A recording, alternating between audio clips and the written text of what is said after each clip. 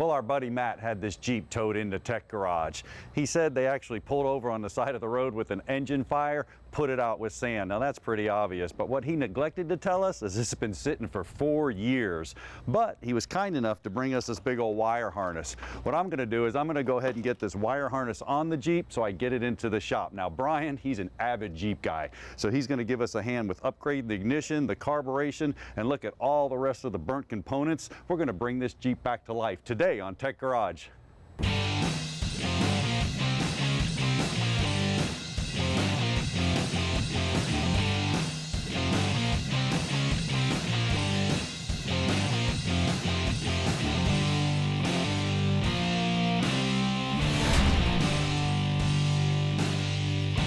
Welcome to Tech Garage, presented by RockAutocom. Well, I got an 87 YJ Jeep here in the shop, and who doesn't love a Jeep, man? I mean, these things are incredible. Love it. Brian, I know you're a Jeep guy. You're a Jeep guy, so we're all right. Let me tell you a little bit what's going on. All right.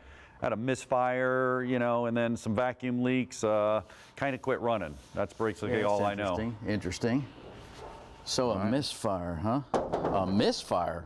Well, let me finish the story. Yeah, it was a misfire 4 years ago. Backfire, bam, carburetor fire or wire harness, all right? We don't know what as of now. Caught on fire, side of the road, bam, sand out, wonderful, sitting for 4 years. I wasn't gonna take it into Tech Garage. I know you're a Jeep guy, feeling pretty good about it. I think we can handle it. Every Jeep is a land of opportunity, but wow, so let me get this right. It caught on fire and it was put out with sand. You're looking at it. All right. What a mess, so yep. Definitely a land of opportunity. I mean, uh-oh. Hey, and you made us a cake. We got a cake inside of there. Even better. And the good news is, Brian, I already put a wire harness on it with TV Magic there. I got you a wire harness. I thought that would help out a little bit, but man, was I mistaken. There's a lot more that has to go on here, man. Wow. You know what? There's probably a lot of opportunity to do some upgrades along the way here, just at quick glance. I mean, all the hoses, belts, all of that's going to have to be replaced. And we may take the opportunity to do some upgrades to, you think, electrical and carburation? Yeah, I'll just start on my side. I mean, you know, you can see a lot of the burnt hoses, vacuum hoses, fuel lines, they're toast. You're gonna have to replace those, no doubt about it. Carburetor, we got a couple options. I mean, I can look down the throat here, it's totally burnt. We can rebuild it or replace it. All the springs, harnesses to the front.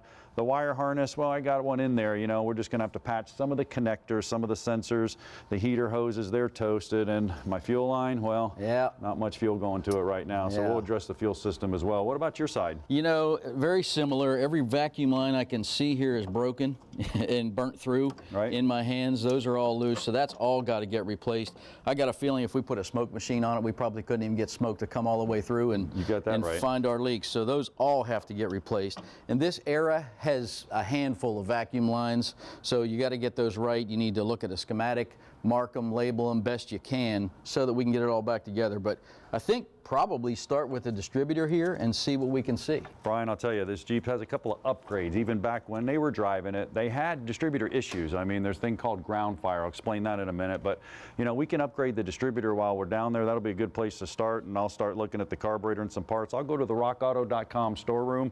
Man, they're going to send us everything for this. They got old cars, new cars. It doesn't matter. I'll get stocked up over there in a demo with ignition setup. Why don't you pull the cap and bring it on over to me? Awesome. I'll get the cap coming off here in a second, but something to consider when you're thinking about the electrical ramifications of all this is when these wires burnt through, there could be damage at the back of the vehicle with bulbs and lamps, so you're going to ultimately have to check the whole electrical system. But for now, let me grab a Phillips head here and a couple tools. So keep in mind that on this 4.2-liter 258 6-cylinder Jeep, the cylinders go from the front to back, 1, 2, 3, 4, 5, 6, but the firing order is 1, 5, 3, 6, 2, 4. So if you're doing this, you may want to label everything down at the distributor, label your wires, just get some tape and a Sharpie and mark it. It's not going to be an issue for us. We're pulling this all apart and starting fresh anyway. Very simple to get this cap off, I think. Hopefully these screws aren't welded in place. Oh, they're coming off. That's good. Reach this second one here, and it's good. Sand everywhere. I'm going to grab a shop vac so as we progress through this, we can get some of this sand out of here. Just keep that out of everything we can. All right, there's your wires. You would be marking these. I'm just pulling them off. There's your coil wire. And Oh, look at the sand on this. So it was on fire. I put it out with sand, but at least we got the fire out. So I'm going to get the rotor out of here too and get all this over to John. Well, let's take a look at the ignition system and how it works, and then we'll look at all the parts where we're going to upgrade on our Jeep. Take a look at this graphic here. Ignition system's pretty simple. It's broken down into a primary section and a secondary section. And if you just think of primary, small wires, low amps, secondary, high tension lead, high amps, that big spark. Check it over here in action. This is actually the same as our Jeep. This is pretty cool. You got the primary low wires here and all the high tension wires up here. You got your coil right there. Now what's going on? The engine's spinning it, bam, you're getting this spark across here. Now take a look inside. This is pretty neat. It's spinning just like our Jeep. Inside you have a pickup, you have an ignition module, a coil. We're gonna have to take a look at all that. But what's going on with ours, we're actually gonna upgrade the ignition system because the cap is gonna be pretty small, and when it's throwing that spark, man, it's gonna look like fireworks inside of there. It may advance or retard the timing. But our Jeep's real similar to that. Brian, looks like you got it off. Yeah, it looks like the exact same system, so It really does. Ooh, man. Tremendous amount of damage under there. Yeah. Minus the dirt. Minus the dirt, no now, charge for there's that. a term out there called ground fire. Yep. That's what's happening. You can see how small this cap is, and when that guy spins around inside of there, he's throwing spark. And when he's throwing spark, he may be throwing it advance, he may be throwing it, it looks like a fireworks show, man, I have to tell you. So what happens if I go 120 degrees and it throws it, man, that's like hitting the cylinders with a hammer. I mean, that's spark knock, that's dangerous. So Rock Auto, man, we got this big extender, and we got this here, look at that. So look at the size difference between the two. Yeah. That's going to solve that issue. Yep. Got some high tension leads, a coil, and then I thought about it, well, you know me, we can rebuild the carburetor. Yeah, we can rebuild it. You can, not me. I'm going with the whole full carburation, fuel pump, fuel filter, a must, all right? Yeah. Got some other parts for you as well. Yeah, for sure. Belts, got to look at the slave cylinder, all of that, very easy. My brief arson investigation under there points to the carburetor. I think the fire came up through it. You can see where it tracked on the hood.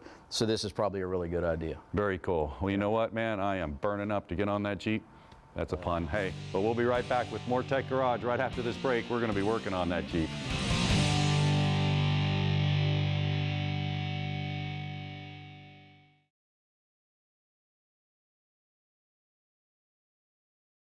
Tech Garage, presented by RockAuto.com, is brought to you by Custom Auto Sound, the originator of classic car OEM fit radios since 1977.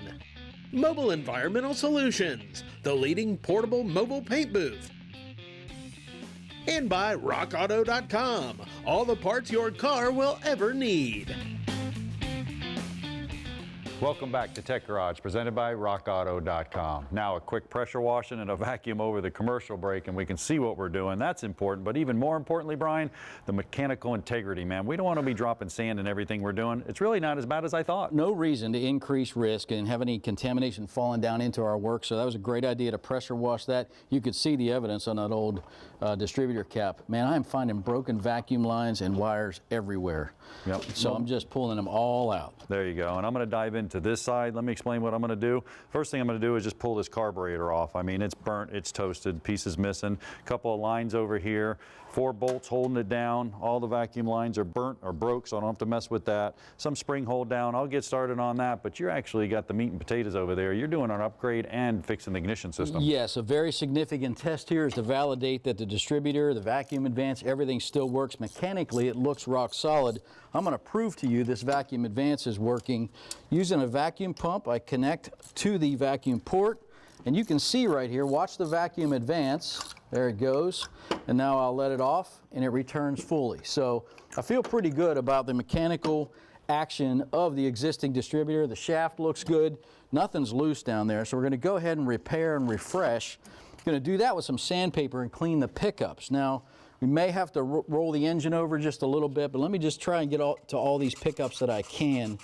You think about that. I mean, the computer's actually looking at that pickup for the signal to open the coil to make the spark happen. So if it's not seeing that signal, we're not getting any spark. And like you said earlier, that vacuum advance, that's cool. When that plate's moving, it sees that there's a vacuum or absence of vacuum. It can actually reduce or add to timing to the motor. That's what we did it before, computer command control. Even though it's computer actuated, you know, it's got a distributor. It's actually moving those points. Yeah, just on behalf of all the Jeep guys out there, you know, when we're climbing sandy, muddy hills, we don't really care too much much about the fuel economy, but we do want that timing to advance when we romp it. And with that carburetor you're putting on, that is a nice upgrade for power, buddy. Boy, no doubt about it, man. This one's toasted, and you know, I was gonna let you rebuild it, but I figured you'd be over there for a while. Let's just replace it and be done. Heck yeah. The other thing I'm going to do over here, I'm going to start getting the old spark plugs out. I got all new wires here and new plugs. The plugs are pre-gapped. 35 thousandths is of course what it calls for. Just do a validation, just check and make sure. Here we go, and we are spot on. Feel very good about that. Check all 6. Let me go ahead and get some of these old ones out and see what kind of condition we're in. Go one wire at a time. Man, I'll tell you How what, you looking? I think I'm about ready here. I got one plug back here. It may be burnt in. No, it's good. Nice. Amazing. And a little thing on the choke over here. Yeah, Get that out of the way. The fire fingerprints really look like everything went up. Yeah, I think it was a big backfire, and that was the end of that. Who knows what was leaking? Oil, fuel, everything else. Yeah. Man, everything here. We could I just use need new a little plugs. encouragement right here on the throttle linkage. I pop it off, and I'm thinking we're good to go. Good. Now I'm going to clean this all up. There's really no carbon tracking down in there at all, but why not? I don't want anything Wow. getting down in there. What do you got? All right, look at that. Oh, yeah. There you go. Here's a really good look. You can see Yeah. the old one, the new one side by side. Oh, yeah. Rock Auto had the whole deal, man. They upgraded the nice one right there. Everything you need. There was a couple of options on there. Yep. I chose the best, man. Look There at you that. We're not go. going to have any issues with that. Good call. Between more fire and more fuel, this Yep. is going to be a nice upgrade. Absolutely. Try not to get this too messed up. Working this one back down in. Little plate down here. Spacer plate. That's pretty neat. Another little tip I like to do on spark plug wires is dielectric gel at both ends. It's just an insulator, right? It just keeps moisture out. Some people think it adds conduction value. Not really. It's just an insulator and keeps voltage from leaking in or out. I'll show you that in just a second. Cool. I'm just going to hit this, clean it up a little bit, just make sure there's no big hole. Now, if you're using a little cookie like this, be super careful. You can eat right into that aluminum, make a little dip. I don't want to do that. I just want to, there's really no big chunks there, and there's a plate on that's going to go back on, so I'm not going to have any issues there, but looks good, nice and clean. What you got? Awesome, very good. Here's just a sample of dielectric gel inside this boot, small little tube, just very conservative with this, but again, it's your insulator. So I'm going to go ahead and get us moving in the right direction here, replace all 6 of these wires, the coil and the coil wire, and for me on this side, after that's done, John, I'm moving to the mechanical fuel pump. I'll tell you what, look at that. That just looks pretty. I'll get it bolted down. You know, we're in good shape. You know, when you're working on these, it's like open heart surgery, Brian. They're not just going to send you down the road. You got to go to ICU for a while. Yeah. Same thing here. We need to drive this thing for a while, take some notes. We'll probably keep it a week or two, go through there. I think we're going to see this one in Tech Garage again, get it up and running, make sure that we finish this project and do it right. I hope so. For me, it's a Jeep. Let's do more. Absolutely. Hey, stick around. There's plenty more Tech Garage. We're coming back with the Garage Ed segment. We're talking batteries. We'll be right back with more Tech Garage right after this break.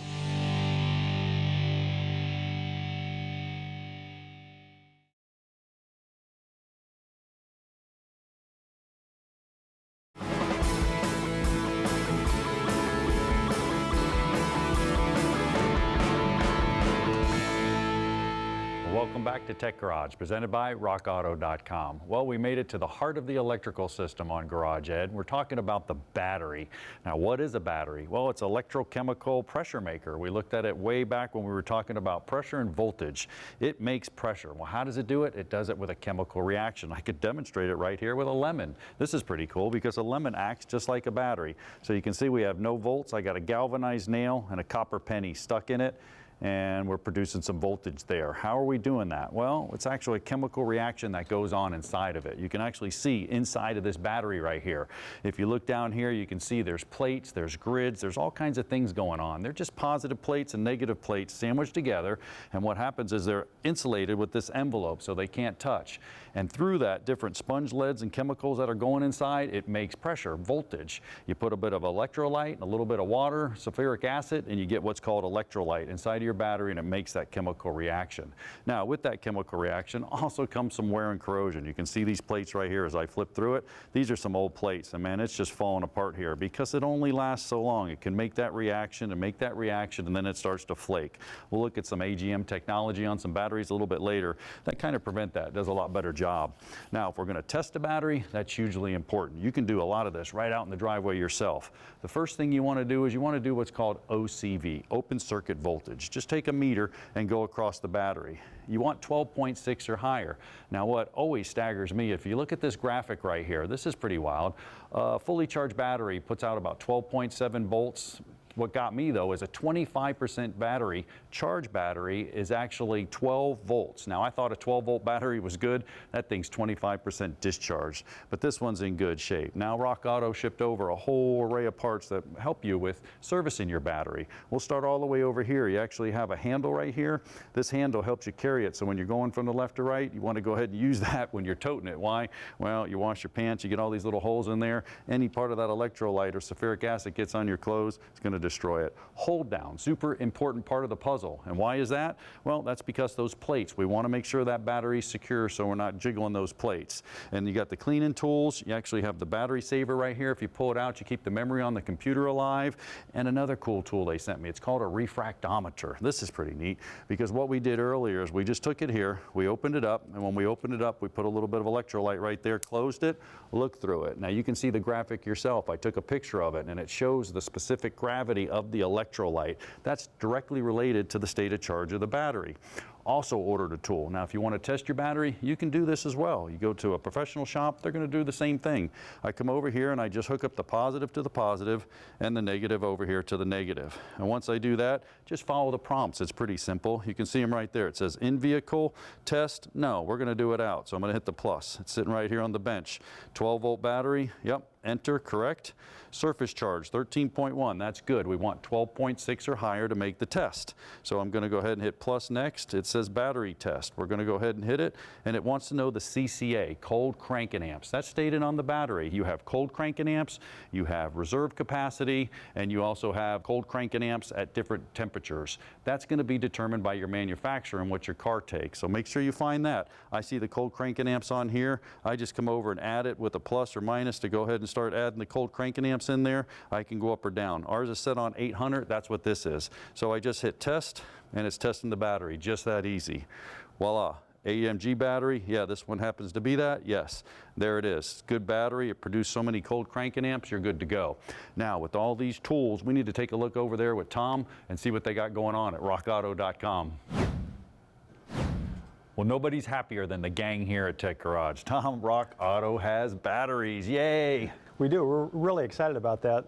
The secret was the absorbed glass mat. They don't spill, so we can ship them by FedEx. So you just look under electrical and battery for your specific vehicle. You get the correct battery. Absorbed glass mat, AGM. They don't spill, and they withstand heat and cold, the extreme heat and cold winters and summers. So they can last twice as long as the old-fashioned batteries. The electrolytes permanently embedded in this glass mat, so yeah, they can't leak. Yeah, that's the coolest thing. We saw them earlier. I mean, you got a whole selection of them. I mean, different manufacturers. I was shocked. There's a ton of them on there. Right. Yeah, we even have hybrid batteries. Awesome. Awesome. Yeah, I think I got a use for a hybrid battery. We'll talk about that a little bit later. All right. I'll tell you what, I'm going to do a little more shopping on RockAuto.com. Take a look at them hybrid batteries. You take a short break, but don't go far because we'll be back with more Tech Garage presented by RockAuto.com.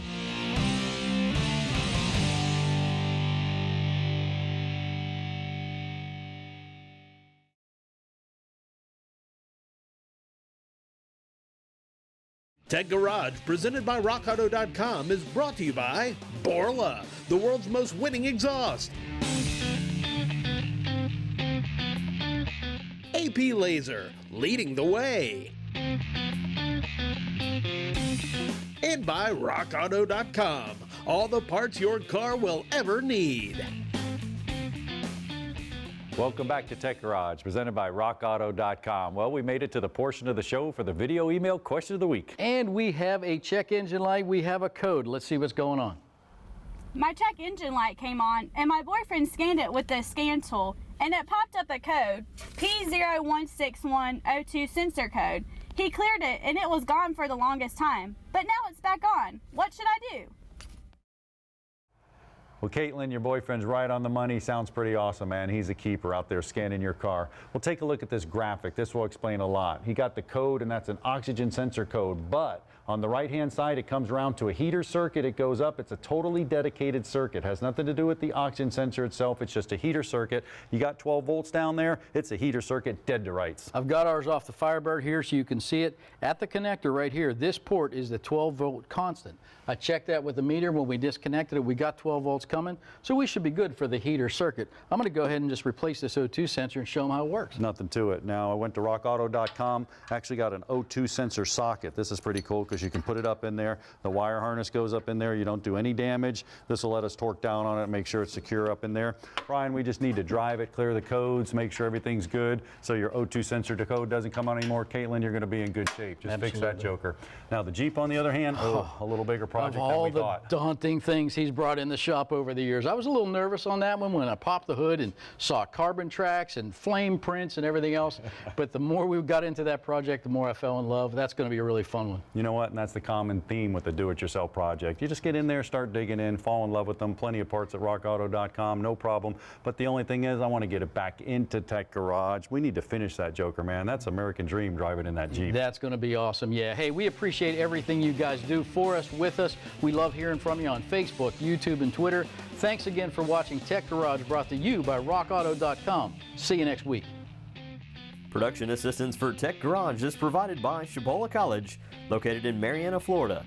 Founded in 1947, Cibola was ranked recently as one of the top 3 community colleges in the United States.